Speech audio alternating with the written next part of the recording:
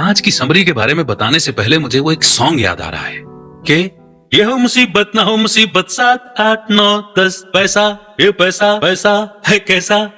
जी हाँ, पैसे के ऊपर बना हुआ ये गाना। और मुझे इसलिए याद आ रहा है कि बड़ी इंपॉर्टेंट चीज है हमारी लाइफ में पैसा, और इसको लेकर के कई सारे डिसबिलीफ्स भी हैं, बहुत सारे मिथ्स भी हैं, सभी के अपने अपने थॉट्स हैं। पर सबसे महत्वपूर्ण बात है इसका मैनेजमेंट और इसका इस्तेमाल। तो सवाल ये बनता है कि क्या आपको पैसे का सही इस्तेमाल करना आता है या फिर नहीं आता? क्या आप हिसाब किताब में कमजोर हैं? क्या आपको लगता है कि अगर और पैसे होते तो आपकी लाइफ सेट होती? और क्या आप मानते हैं कि आप फाइनेंस ठीक से हैंडल नहीं कर सकते? और अगर इन सवालों के जवाब अगर हां हैं, तो ऑथर बहुत ही स्ट्रिक्ट होकर के कहते हैं कि फिर आप या मैं कभी भी अमीर नहीं बन सकते। आज की बुक समरी फाइनेंस के मैनेजमेंट को सिखाने वाली बुक समरी है, जिसका टाइटल है I will teach you how to be rich, जिसे लिखा है रमित सेठी ने। आज की बुक समरी ये कहती है कि अमीर होने का मतलब है कि आपको ये पता हो कि पैसा कहां खर्च करना है और कहां सेव करना है। यह समरी आपको सिखाएगी कि अपने फाइनेंशियल मैटर को हैंडल कैसे करना है। इसमें आपको वो इंफॉर्मेशन और गाइडेंस मिलेगी जिससे आप मनी मैनेजमेंट में एक्सपर्ट बन सकते हैं, और आप ये देखकर हैरान रह जाएंगे कि अमीर होना इतना भी मुश्किल नहीं है कि जितना आप और मैं सोचते थे। तो आइए फिर बिना देर किए शुरू करते हैं आज की book summary I will teach you how to be rich by Ramit Sethi. पैसे सेव करना ऐसा ही है जैसे कि मीठा खाना। शुरू में आप खुद को रोक नहीं पाते, लेकिन फिर धीरे धीरे आपका मन भर जाता है। पैसे के मामले में समझदारी दिखाना एक अच्छा आइडिया लगता है, पर जल्दी ही फिर आपके अंदर जोश और मोटिवेशन कम होने लगता है और फिर आप पहले वाले रूटीन पर आ जाते हो, जब चाहे तब पैसे खर्च कर लिए और कोई हिसाब किताब भी नहीं रखा। इस समरी में आप पढ़ेंगे कि अमीर बनने के लिए बजटिंग करना जरूरी नहीं है। इस बुक के ऑथर रमित सेठी का मानना है कि बजटिंग सिर्फ समय की बर्बादी है। लोगों को बजट बनाने की जरूरत नहीं है, बल्कि उन्हें अपने पैसे खर्च करने की आदत पर ध्यान देना चाहिए। इस समरी में आप यह भी सीखेंगे कि अपने क्रेडिट कार्ड का कैसे बेहतर इस्तेमाल किया जाए, और आप सीखेंगे कि पैसे को सोच समझकर खर्च करना किस तरह से एक पावरफुल हैबिट बन जाती है। यह समरी हमें सिखाएगी कि लाइफ में किए गए छोटे छोटे बदलाव हमें अमीरी की तरफ लेकर के जाते हैं। तो इस लर्निंग जर्नी की शुरुआत करते हैं इस पहले चैप्टर से, ऑप्टिमाइज योर क्रेडिट कार्ड्स। अक्सर लोग क्रेडिट कार्ड के नाम से ही डरते हैं। असल में क्रेडिट कार्ड टर्म अपने आप में ही काफी नेगेटिव साउंड करता है। इसकी एक बड़ी वजह यह है कि जो लोग इसे सही ढंग से मैनेज करना नहीं जानते, उनका क्रेडिट कार्ड को लेकर के काफी नेगेटिव फीडबैक होता है। क्रेडिट एक ऐसी चीज है जो आपको समझनी होगी, और अमीर बनने के लिए आपको इसमें एक्सपर्ट बनना होगा। लोग बड़ी बड़ी शॉपिंग करते वक्त क्रेडिट कार्ड का इस्तेमाल करते हैं, लेकिन जिनका क्रेडिट अच्छा है वो शॉपिंग से काफी पैसा बचा सकते हैं। जी हां, एक अच्छा क्रेडिट होना आपके पैसे को बचा सकता है, लेकिन सबसे पहले यह समझना होगा कि क्रेडिट होता क्या है। क्रेडिट के दो फैक्टर हैं, एक है क्रेडिट रिपोर्ट और दूसरा है क्रेडिट स्कोर। आपका क्रेडिट रिपोर्ट आपके अकाउंट और पेमेंट हिस्ट्री के बारे में बेसिक इंफॉर्मेशन देता है। ये लेंडर्स यानी कि लोन देने वालों को यह भी जानने में हेल्प करता है कि आप दूसरे लेंडर्स को भी पे कर पा रहे हो या नहीं। साथ ही इसमें आपका पेमेंट बिहेवियर भी शामिल होता है, और यह भी पता चलता है कि कहीं आपकी कोई लेट पेमेंट तो नहीं है। आपका क्रेडिट स्कोर 1 नंबर है, जो कि लेंडर्स को बताता है कि आपको क्रेडिट देने में उन्हें रिस्क है या नहीं, और अगर है तो कितना रिस्क है। आपका क्रेडिट स्कोर 300 से 850 के बीच कुछ भी हो सकता है। लेंडर इस नंबर और आपकी क्रेडिट रिपोर्ट के बेस पर यह डिसाइड करेगा कि उसे आपको कितना पैसा देना चाहिए। क्रेडिट स्कोर जितना हाई हो उतना बेहतर है, इसीलिए एक हाई क्रेडिट स्कोर के लिए जितना हो सके अपनी पेमेंट जल्द से जल्द जमा कर दें। अब आप पूछेंगे कि ये चीजें जानना हमारे लिए क्यों जरूरी है? वो इसलिए क्योंकि अच्छा क्रेडिट आपको इंटरेस्ट चार्ज में हेल्प करता है। गुड क्रेडिट स्कोर आपके ढेर सारे पैसे बचा सकता है। मान लो कि आप घर खरीदने की सोच रहे हैं, बैंक हाई इंटरेस्ट चार्ज के साथ लोन देता है, लेकिन अगर आपका गुड क्रेडिट स्कोर है तो यह इंटरेस्ट आराम से पे हो सकता है। क्रेडिट कार्ड को लेकर कई तरह के नेगेटिव रिव्यू सुनने को मिलते हैं, जैसे कि लेट पे करने पर आपको भारी भरकम चार्ज देना पड़ता है। कई बार आपके अकाउंट में ऐसे चार्ज होते हैं जिनके बारे में आपको पता ही नहीं होता। लेकिन ये सभी आपके साथ तभी होता है जब आप अपना क्रेडिट कार्ड ठीक से मैनेज नहीं कर पाते। लोग क्रेडिट कार्ड ऐसे यूज करते हैं जैसे वो उनके लिए पैसों का एंडलेस सोर्स हो। क्रेडिट कार्ड को हम कुछ इस तरह से देख सकते हैं, लेकिन ये एंडलेस सोर्स फ्री में नहीं आता है। इसके अपने कुछ साइड इफेक्ट्स भी हैं। जैसे मान लो कि आपने कोई पेमेंट मिस कर दी तो आपका क्रेडिट स्कोर ड्रॉप हो सकता है। जिस कंपनी से आपने क्रेडिट कार्ड लिया है वो आपका एनुअल परसेंटेज रेट या एपीआर बढ़ा सकती है। और सबसे बड़ी बात तो यह है कि आपको लेट फी पे करना पड़ सकता है, लेकिन आप टाइम पर सारी पेमेंट करके एक्स्ट्रा चार्ज देने से बच सकते हैं। अपने क्रेडिट कार्ड को ऑप्टिमाइज करने का ये एक तरीका है। ऑप्टिमाइज करने का एक दूसरा तरीका है कि अपनी क्रेडिट कार्ड कंपनी को कॉल करो, उनसे पूछिए कि क्या वो आपके फीस या चार्जेस माफ कर सकते हैं। एक पेमेंट एनुअल फी की होती है। ये वो फीस है जो आपको कार्ड यूज करने के लिए पे करनी पड़ती है, लेकिन आप क्रेडिट कार्ड कंपनी से बात करके इसे कम या माफ करने के लिए कह सकते हैं। मार्केट में कई सारे क्रेडिट कार्ड कंपनियां हैं जो ये फीस नहीं लेती ताकि उन्हें ज्यादा से ज्यादा कस्टमर्स मिल सकें। तो अगर आप भी एनुअल फी पे कर रहे हैं तो आप अपनी कंपनी को बोलकर इसे माफ करवा सकते हैं। और अगर वो ऐसा नहीं करते तो आप एनुअल फी फ्री कार्ड चूज कर सकते हैं। आखिर ट्राई करने में क्या हर्ज है। ऑथर रमित के लिए तो यह आइडिया कई बार काम आया। ऑप्टिमाइज करने का दूसरा तरीका है कि कोशिश कीजिए कि आप लोअर एपीआर पर नेगोशिएट कर सकें। आपका एपीआर या एनुअल परसेंटेज रेट वो इंटरेस्ट रेट है जो कि कंपनी आपको क्रेडिट कार्ड यूज करने के लिए देती है। आमतौर पर एपीआर 14% पर होता है। हाँ, सुनने में ये काफी बड़ा लगता है, लेकिन फिर भी एक फैक्ट है कि कंपनी आपको काफी बड़ी रकम उधार दे रही है। तो एक तरह से ये आपके लिए विन विन सिचुएशन है। तो इसीलिए कंपनी को कॉल करके उनसे कम एपीआर के लिए पूछो। अगर वो पूछें कि उन्हें ऐसा क्यों करना चाहिए तो उन्हें ऐसा करने के वाजिब कारण दो। जैसे कि आप कई महीनों से लगातार अपने बिल्स टाइम पर पे करते आए हैं। उनसे यह भी कहो कि आप कुछ और कंपनियों को भी जानते हो जो कि लोअर एपीआर ऑफर करती हैं, इसलिए आप किसी और कंपनी का क्रेडिट कार्ड ले सकते हो। हालांकि एक ही कंपनी का लॉयल कस्टमर बने रहने के कुछ अपने फायदे भी हैं। लेंडर्स अपनी लॉन्ग क्रेडिट हिस्ट्री एप्रिशिएट करेंगे। फिर से याद दिला दें कि लेंडर्स ये देखना चाहते हैं कि क्या आप भरोसे के लायक हैं या नहीं, क्या आप टाइम पर पेमेंट कर पाएंगे या नहीं। अपने क्रेडिट कार्ड को ऑप्टिमाइज करने के लिए लोअर फी और एपीआर के लालच में आने की जरूरत नहीं है। तो क्रेडिट कार्ड को ऑप्टिमाइज कैसे करें, इस जानकारी को समझने के बाद बढ़ते हैं हम नेक्स्ट चैप्टर की ओर, जो कि है beat the banks. Credit card की तरह बैंक भी उतने ही बॉसी होते हैं। अक्सर बैंक यंग लोगों का फायदा उठाने की कोशिश करती हैं। यंगस्टर्स को इंटरेस्ट रेट और फीस जैसे टॉपिक थोड़े डराते हैं, इसलिए वो बिना सवाल जवाब किए जो भी पे करना है पे कर देते हैं। लेकिन इस कॉन्सेप्ट को समझने के सिर दर्द को दूर किया जा सकता है। आप पूछेंगे क्यों और कैसे, तो इसका जवाब है online banking. Online banking bank के लिए एक अच्छा तरीका है कि वो अपने कस्टमर्स का इंटरेस्ट रेट बढ़ा सके। पैसे से जुड़ी हर सर्विस के लिए लोग बार बार बैंक जाना पसंद नहीं करते। इसके बजाय वो कोई सुविधाजनक तरीका ढूंढना चाहते हैं, और ऐसे में ऑनलाइन बैंकिंग एक अच्छा ऑप्शन नजर आता है। जो सेविंग आप ऑनलाइन बैंक में डालते हो वो बहुत ज्यादा बढ़ जाता है। ये वो फीस भी नहीं लेती जो नॉर्मली आपको कोई रियल बैंक चार्ज करती है। तो चलिए ऑनलाइन बैंक और फिजिकल बैंक के बीच इंटरेस्ट रेट को कंपेयर कर लेते हैं। अगर आप $1000 जमा करते हो तो दो अलग अलग बैंक के इंटरेस्ट रेट अलग अलग होंगे। ऑनलाइन बैंक्स अक्सर 3% रेट से स्टार्ट करते हैं।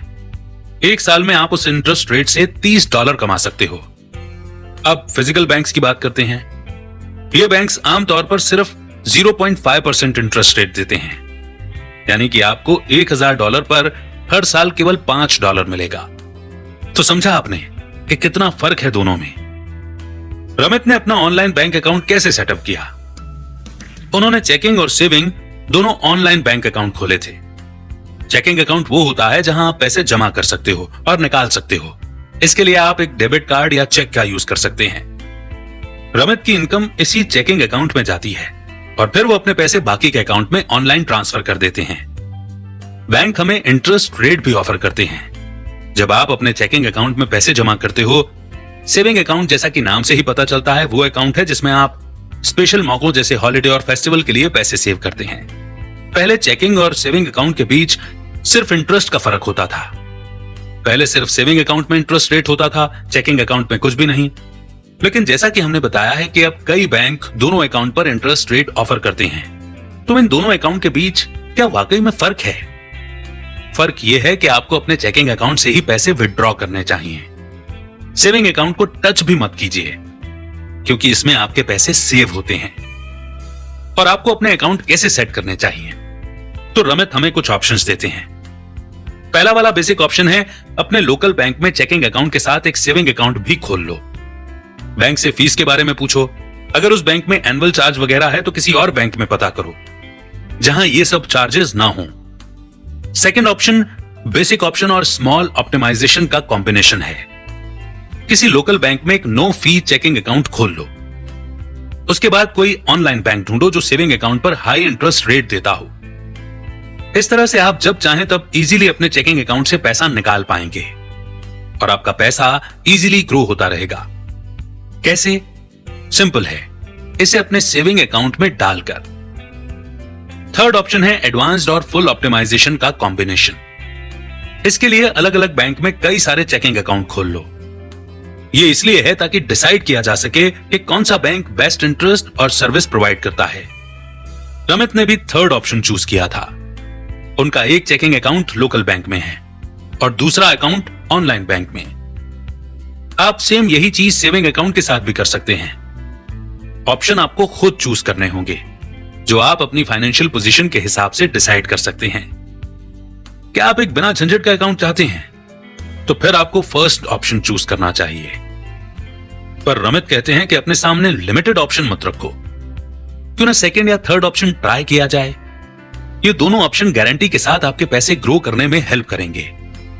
कोई भी बैंक चूज करते वक्त इन तीन चीजों का ध्यान रखना होगा: ट्रस्ट, कन्वीनियंस और फीचर्स।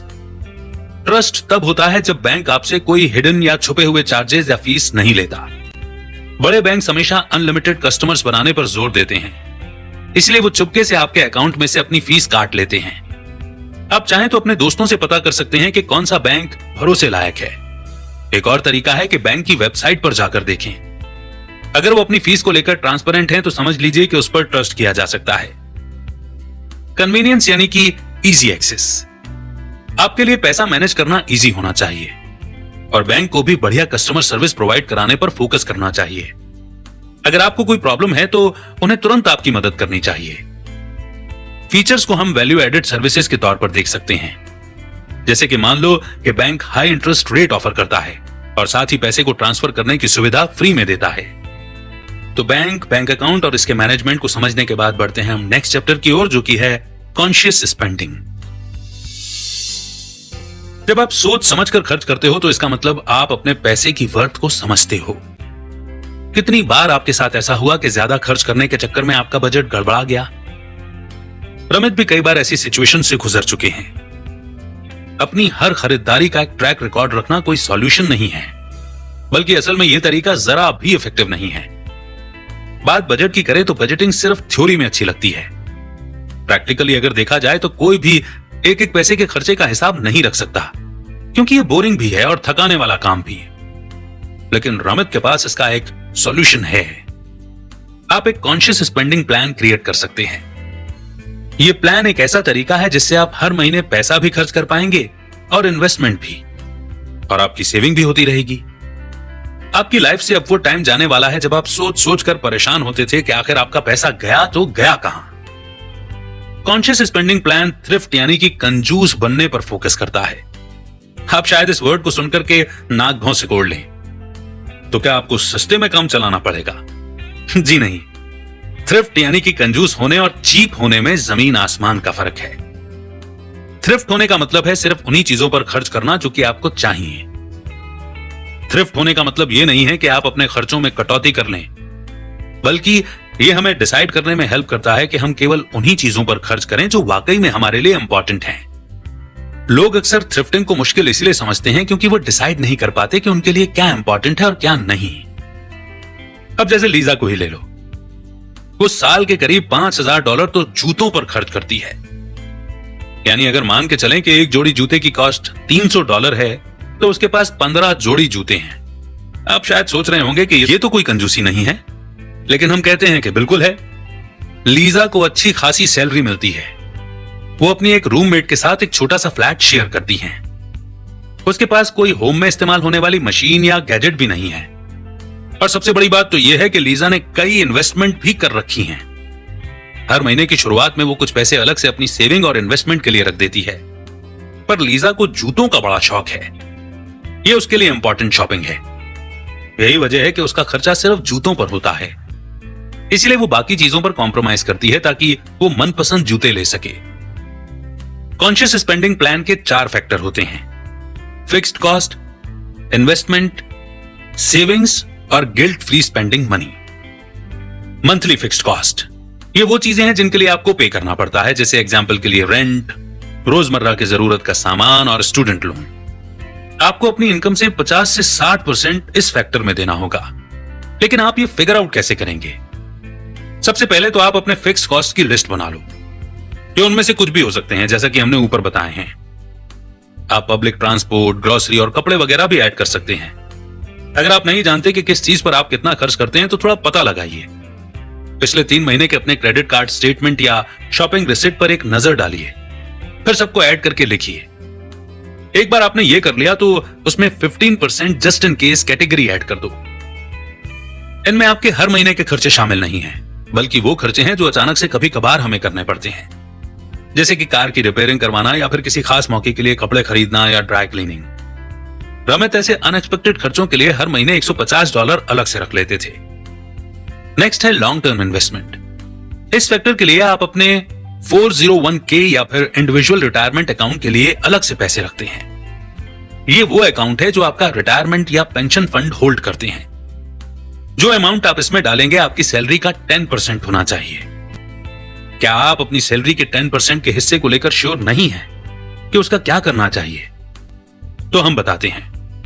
ऑनलाइन आपको कई सारे इन्वेस्टमेंट कैलकुलेटर मिल जाएंगे, जिनसे आप पता लगा सकते हैं कि आपके पेंशन फंड में कंट्रीब्यूशन के हिसाब से आपको कितना रिटर्न मिलेगा। इससे आपको ये डिसाइड करने में हेल्प मिलेगी। नेक्स्ट है सेविंग गोल्स। ये फैक्टर किसी भी टाइप का गोल हो सकता है, चाहे उसे अचीव करने में कितना ही टाइम लगे। एक क्रिसमस गिफ्ट के लिए सेविंग करने जितना छोटा भी हो सकता है, या शादी के खर्चे के लिए, या फिर लॉन्ग टर्म गोल जैसे घर की EMI पे करने के लिए भी हो सकता है। यहां सीक्रेट बस एक ही है कि जितना जल्दी हो सके सेविंग स्टार्ट कर दो। आप सेविंग जितने लंबे समय के लिए करेंगे उतना ही कम अमाउंट आपको हर महीने बचाना होगा। सुनने में एकदम सिंपल लगता है ना, लेकिन लोग शायद कभी भी इस एडवाइस को फॉलो करते हो। इसलिए इसे और रियलिस्टिक बनाने के लिए इसमें एक नंबर ऐड कर दो। अब जैसे कि आप अपनी 20s में शादी कर लेना चाहते हो और आपने एक रफ एस्टिमेट तो बना ही लिया होगा कि शादी में कितना खर्च आएगा, तो आपको 20 साल का होते होते सेविंग स्टार्ट कर देनी चाहिए। आप अगर महीने का $333 यानी कि $333 भी बचाते हो तो आगे चलकर आपको हर महीने पैसे सेव करने में उतनी मुश्किल नहीं होगी, बजाय इसके कि जब आप 26 में सेविंग स्टार्ट करते हो। सेविंग गोल्स के लिए अपनी इनकम का 5 to 10% अलग से रख दो। नेक्स्ट है गिल्ट फ्री स्पेंडिंग मनी। अपनी मनपसंद चीजें खरीदने पर आपको गिल्ट नहीं होना चाहिए, इसलिए रमित आपको अपने बजट में से गिल्ट फ्री स्पेंडिंग शामिल करने के लिए एनकरेज करते हैं। लेकिन सवाल यह है कि इस फैक्टर को कैलकुलेट कैसे करेंगे। इसे समझने के लिए हम ब्रायन का एग्जाम्पल लेंगे। टैक्स वगैरह कटने के बाद ब्रायन की एनुअल इनकम है $48,000 यानी महीने के $4,000। उसने अपनी इनकम को सही तरीके से डिवाइड करने के लिए कॉन्शियस स्पेंडिंग प्लान का यूज किया।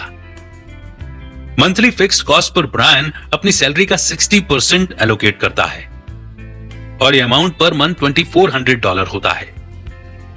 लॉन्ग टर्म इन्वेस्टमेंट के लिए वो 10% पर मंथ यानी कि $400 सेव करता है। हम एग्जैक्ट इसी बारे में है। आपको इसे समझने के लिए कुछ घंटे लगेंगे, लेकिन एक ऑटोमेटिक सिस्टम आपके आने वाले महीनों को और भी ज्यादा इजी बना देगा। एक ऑटोमेटिक सिस्टम होने से सब कुछ ऑटोमेटिकली होने लगता है। अगर आपने पहले से ही अपना कॉन्शियस स्पेंडिंग प्लान बना रखा है तो आपको बधाई हो, आप आधा ऑटोमेटिक सिस्टम बना चुके हो। अब जैसे मिशेल को ही ले लो, उसे बाकी लोगों की तरह ही मंथली सैलरी मिलती है। जिस कंपनी के लिए वो काम करती है उस कंपनी की तरफ से ऑटोमेटिकली उसकी सैलरी का 5% कट कर उसके सेविंग अकाउंट यानी कि 401k में सेव हो जाता है। यानी हम कह सकते हैं कि उसकी कमाई का 5% इन्वेस्टमेंट अकाउंट में जा रहा है, बाकी पैसा उसके चेकिंग अकाउंट में चला जाता है। कुछ महीने पहले ही मिशेल ने अपना ऑनलाइन बैंक सेटिंग अरेंज किया था और अब उसकी सारी पेमेंट ऑटोमेटिक हो गई थी। उसके अकाउंट में से ऑटोमेटिकली 5% सैलरी उसके रिटायरमेंट अकाउंट में चली जाती है। ये 5% आगे चल करके 2 पार्ट में डिवाइड होती है। 1% उसकी शादी के खर्चे के लिए और 4% घर के डाउन पेमेंट के लिए। मिशेल अपने बिल्स और सब्सक्रिप्शन पे करने के लिए क्रेडिट कार्ड का ऑटोमेटिक पेमेंट यूज करती है, जिसमें उसके इलेक्ट्रिसिटी बिल, नेटफ्लिक्स वगैरह शामिल हैं। कोई भी पेमेंट करने के फौरन बाद उसे एक क्रेडिट कार्ड स्टेटमेंट भी मिल जाता है, जिससे मिशेल को अपने खर्चों का हिसाब किताब रखने में आसानी होती है। इसका एक फायदा यह भी है कि उसे पता चल जाता है कि कहीं वो अपने फिक्स कॉस्ट से ज्यादा खर्च तो नहीं कर रही। वैसे ज्यादातर मिशेल अपने खर्चों को कंट्रोल में रखती है। वो इसलिए क्योंकि उसे अब अपने कॉन्शियस स्पेंडिंग प्लान की आदत पड़ चुकी है। बिल्स और रिटायरमेंट अकाउंट में जमा करने के बाद जो बचता है वो मिशेल अपने बाकी के खर्चों के लिए यूज करती है। उसे बाहर खाने और कपड़े खरीदने का शौक है तो वो अपने शौक भी पूरे कर लेती है, लेकिन वो जितना हो सके उतना लिमिट से चलती है। जरूरी चीजों के अलावा फालतू कुछ नहीं लेती, जैसे महंगे जूते वगैरह, और जहां पैदल जा सकती है वहां वो कैब के पैसे बचाती है। ऑटोमेटिक मनी फ्लो के लिए अपने सारे अकाउंट्स को साथ में लिंक कर दो। हर चेकिंग के लिए एक चार्ट बनाओ। सेविंग, क्रेडिट कार्ड और इन्वेस्टमेंट जो भी आपके पास हैं, इससे आपको हर सिंगल परचेज का हिसाब रखने में आसानी होगी। अपने चेकिंग अकाउंट को अपने क्रेडिट कार्ड अकाउंट से लिंक कर दो। ऑटोमेटिक ट्रांसफर सेट कर दो ताकि जब आपको जरूरत पड़े आप अपने बिल्स पे कर सकें। साथ ही अपने चेकिंग अकाउंट को भी सेविंग अकाउंट से लिंक कर दो। जाहिर है कि आपकी सैलरी का 5% वही सेव होगा जिसके लिए आप सेव करना चाहते हो। तो बहुत ही लाइटर नोट पर और बहुत ही इजी वे में अपने फाइनेंसेस को प्लान करने के लिए कमाल के नुस्खे बताती ये बुक समरी